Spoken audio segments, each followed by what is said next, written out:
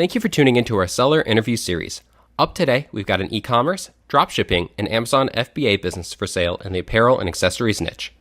Created in October 2013, this business makes $39,299 per month in net profit, and the listing number for the business is 44069. We do these interviews to give potential buyers more information about both the seller and the businesses they're looking to purchase. We hope these insights are helpful for you in making a buying decision. We've got the seller with us today to go through the business and cover everything from niche selection to traffic and monetization. Thank you for coming on here today, Scott, Will, and Bill. Hello. Thanks for having us. Yeah, it's my pleasure. I'm really looking forward to diving in and discussing with you how you managed to build a $1 million business. It's quite a feat, and I'm looking forward to it. Before we get to the questions that I have for you, though, I want to go ahead and run through a little quick summary of the business. Again, go for it. The business was built in October of 2013, has a monthly revenue of $243,127, expenses of $203,828 to make for a net profit of $39,299, which is generated on a 12-month average. Included in the sale of this business are 2 domains, site content and files, 2 Shopify accounts, 2 Amazon Seller Central accounts, email accounts, and email lists, and social media accounts, which include Facebook, Instagram, YouTube, Pinterest, Snapchat, and Twitter. Guys, can you tell us a little bit about your background in building and running online businesses? Yeah, absolutely. We've been running online businesses for about 6 years now. Originally, before we started, William, my business partner, owned a daily deal website similar to Groupon or Living Social. And that gave him a pretty decent education in selling things online. And after he stopped doing that, him and I kind of partnered up and decided to figure out the e-commerce game. So about within a year of learning how to do e-commerce, we started this business, and it took off for us very quickly. It was my first business that I've ever run. It was Will's, I think, 3rd business that he's ever run. And within the first year of running it, we were able to scale. And I think we hired a lot of people early on, which looking back was actually a mistake because we didn't actually have to have that many people working for us. But I think we hired like 18 or 19 people all at once and started running the company and continued growing it. And things have been pretty good for a business since then. So you mentioned the mistake that you made of hiring too many people, and I want to touch more on that in a second. But when talking about what's led you to the creation of this business, I got to ask, you're selling jewelry. What led you to sell these products? Well, before we got into jewelry, we did test a lot of different product niches. And the marketing that we were doing paired really well with the jewelry niche. And the owners of the company are actually men. We're men, but we were able to figure out pretty quickly what styles worked and what styles would convert. And of course, like any other e-commerce business, we always had, 2 or 3 SKUs at any given time that were making up the bulk of our revenue. So yeah, we were pretty good at finding products that did really well with our marketing. And yeah, it was just a matter of finding products and then scaling the marketing budgets. The business, as I mentioned at the start of the interview, is e-commerce, dropshipping, and Amazon FBA. Which part of that is the biggest percentage of the revenue stream for the business? Without a doubt, the website, like our personal e-commerce Shopify website, generates the most. I don't know the exact figures, but I'd ballpark that it was like 90% of our total company revenue is generated from the Shopify site. I strongly believe that we could do a lot more on the Amazon side. It's just that William and I haven't put a lot of time into it. We basically put the listings up on Amazon, and those listings did pretty well. But I'm pretty sure it's because this brand's been up for 5 years, and we've sank millions and millions of dollars into advertising on it. So I think that we have some brand momentum, and there's some brand awareness around the brand name.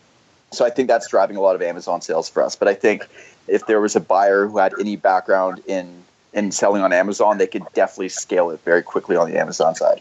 Do you have a trademark registered on the brand? Yes. And on top of that, we're part of the Amazon program for trademarks as well. So when you take a look back over the last year, just purely looking at the numbers here, you notice a couple of things. You notice a huge spike in the Christmas time, which, correct me if I'm wrong, I'm going to attribute to holiday season. Yes, that's correct. Mm-hmm. And then it's, kind of up and down, but the last few months now have been a bit more down. So can you talk about what's been going on in the last few months that's been, causing the revenue to go down? We've had a lot of inventory run out the last few months. And because we've been low on inventory for some hot SKUs, the numbers aren't where we usually have them. The challenge with e-commerce sometimes is that, best-selling products pop up out of nowhere. And a lot of times you under order and don't have enough inventory in stock. And then there's, of course, a month to 2 months lead time to get enough inventory to supply that demand. So I know for a fact that that's one of the biggest issues we've been facing. Will's in charge of marketing, so he can probably answer the rest of the question. Yeah, I'll take that over, Scott. I think the biggest issue is we went from actually holding inventory ourselves to basically going to a supplier that drop ships for us. And there was a lot of logistics issues that went along with that. They wouldn't hold enough inventory for us, so we had to keep our sales low just so we wouldn't do pre-order sales. Because we noticed with pre-order sales, we get a lot of returns, and it just wasn't working for us profitably. As of late, I had multiple meetings with them in Atlanta, and now are going to start ramping up inventory for us. And one of the good parts about the supplier is that we don't have to put any money up front. They provide inventory for you, and you just market the inventory. Mm-hmm. And that definitely makes sense. So it sounds like it's not like the brand is hurting or people are losing interest. It's that you purely did not have enough supply to meet the demand. That is correct. When did you switch over to using that new supplier system? Basically almost full-time in January. Mm-hmm. And we were making actually really good sales, but part of the issue was we were selling things that weren't in stock, and there was a 4-week delay, which caused a lot of our returns. If people are looking at actual returns, that's the reason why. Mm-hmm. High percentage returns was this day and age, you really need to sell what's in stock. People expect to receive things in 2 or 3 days. Mm-hmm. And if they don't, they're instantly unhappy when they receive it and very likely to return the product or request a refund. And Bill, as you mentioned, you are working to improve that system so you don't have inventory shortages, correct?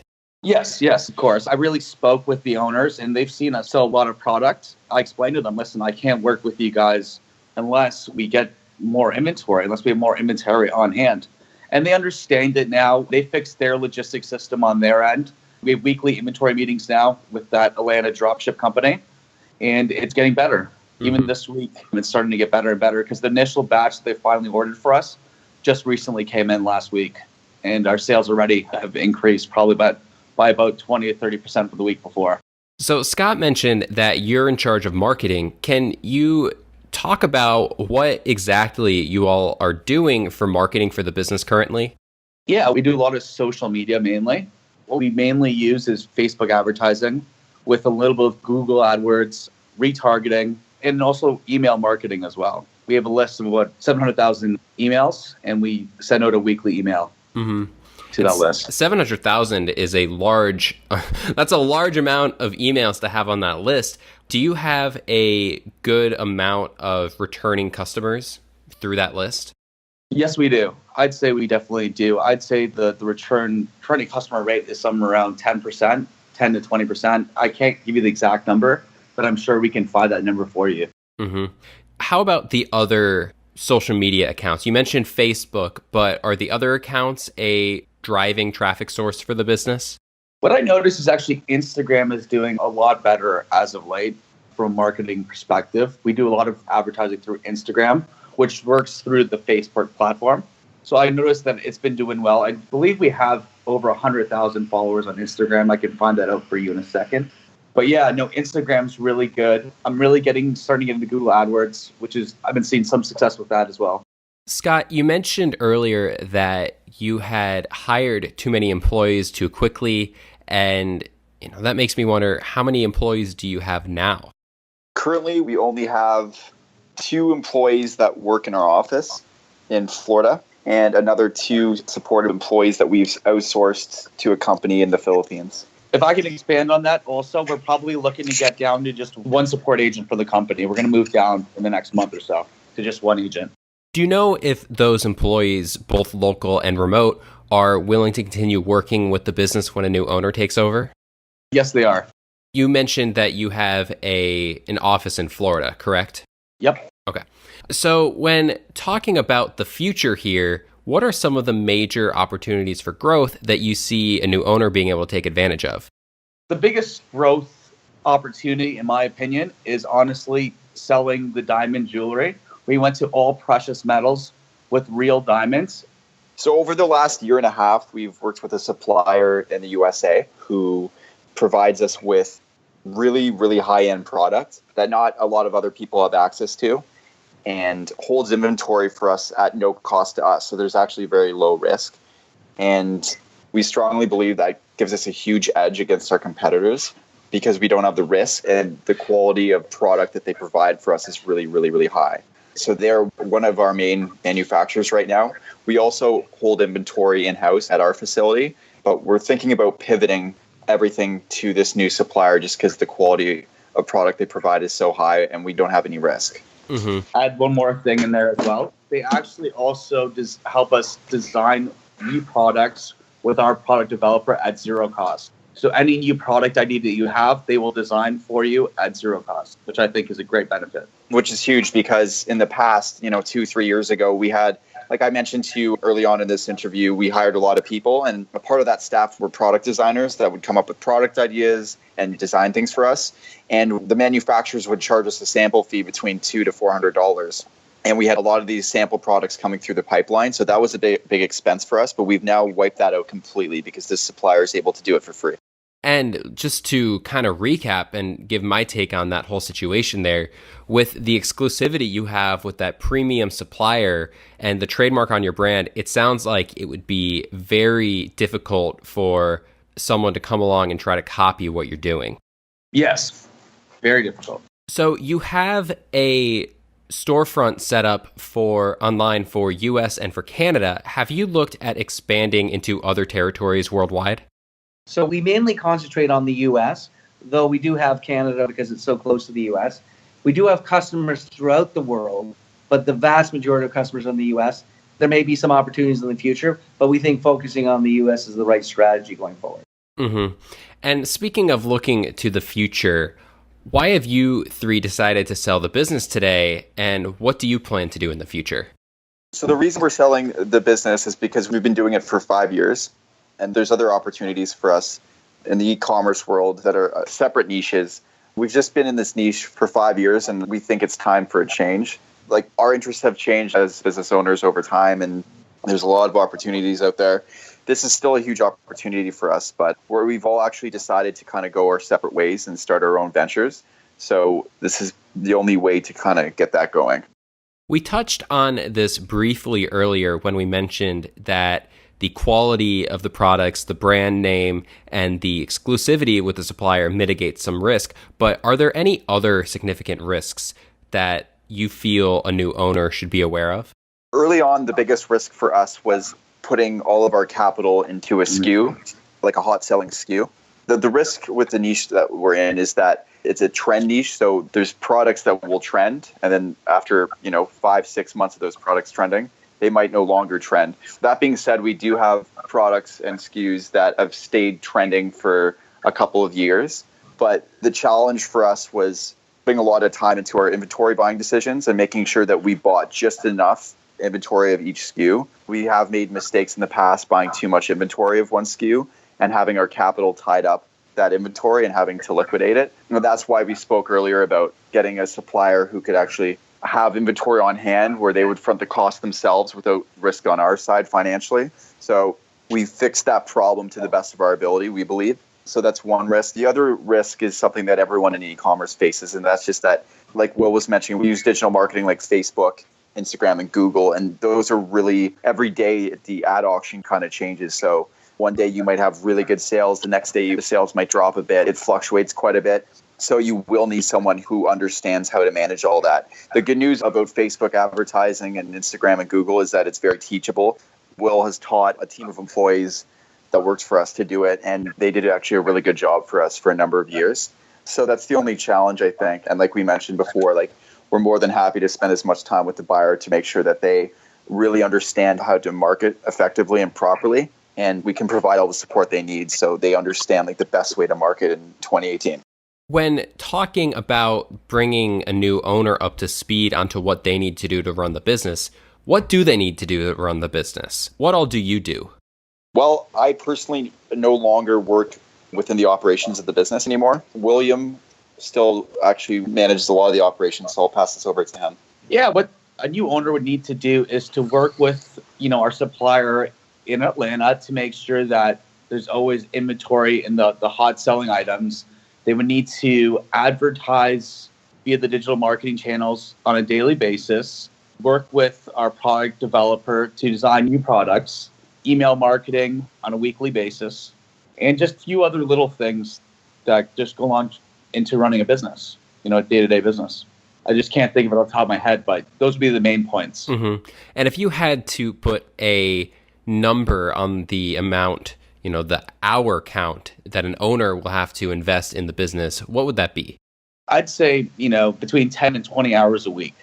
And I'll chime in on that. I really think it's just a matter of hiring the right person. Again, like e-commerce is very teachable. The marketing side of it is very teachable. And we already have a really strong employee who designs all the products for us going forward. And she's already working on a lot of samples for the future that are looking pretty promising. So you can leverage the employees that we have. And if you really want, you can actually just train someone to do everything on the marketing end. So you can take, that 10, 20 hours per week all the way down to like 1 to 5 hours per week if you just hire the right person. Yeah, and then she also does the email marketing as well as all our social media posts and any other little things that, the business needs. She's actually a graphic designer as well, so she knows how to, she changes the website theme as well.